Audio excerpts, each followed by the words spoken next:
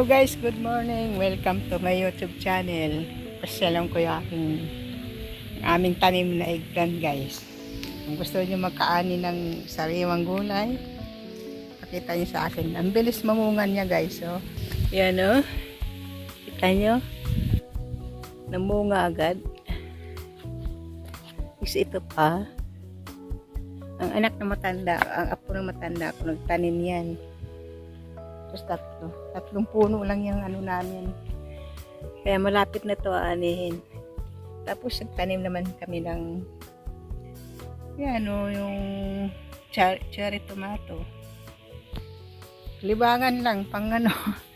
Kanina kumuha dito yung apo ng matanda ko, pang gagawa daw siya pang umagang salad. Ayan o. Ang dami din bunga. Ayan. Nakakatuwa guys, no? Pag nagtanim ka ng ganyan, tapos makikita mo mamumunga agad. Eh, masarap talaga magtanim. May aanihin ka. Ang kasabihan, kapag nagtanim ka, meron kang aanihin. Diba? Nakakatuwa, oh. Yun mo mga cherry tomatoes nila, oh. Kahit na nakaside sa lupa, oh. Yan. Ang dami. Ayan. Diba?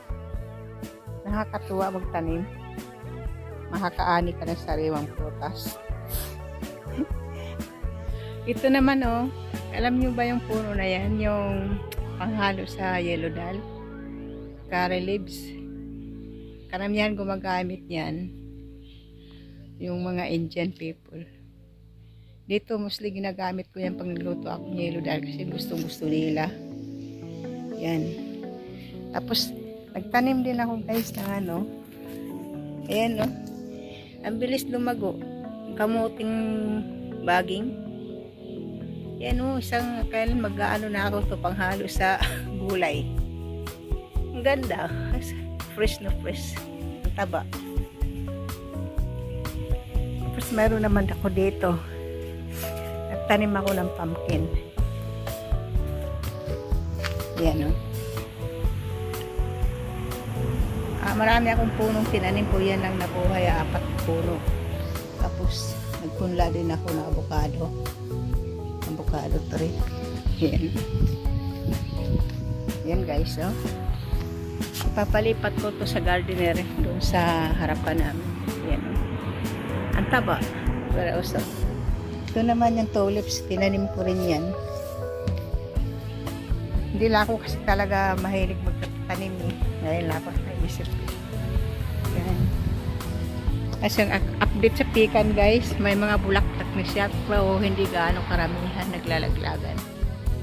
Sana nga mamunga para makatikim naman ng pikan ulit. Yan.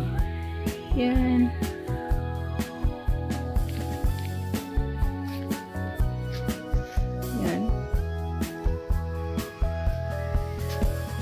Mangga namin, maraming bunga. Ayan o. Ayan yung mangga namin. 3 taon na kami hindi nakakamunga ng marami yan. Nalalaglagan. Ewan ko ngayon sana nga meron. Okay guys, maraming salamat. See you next vlog. Salamat sa support niyo lagi. Bye bye. Bye bye.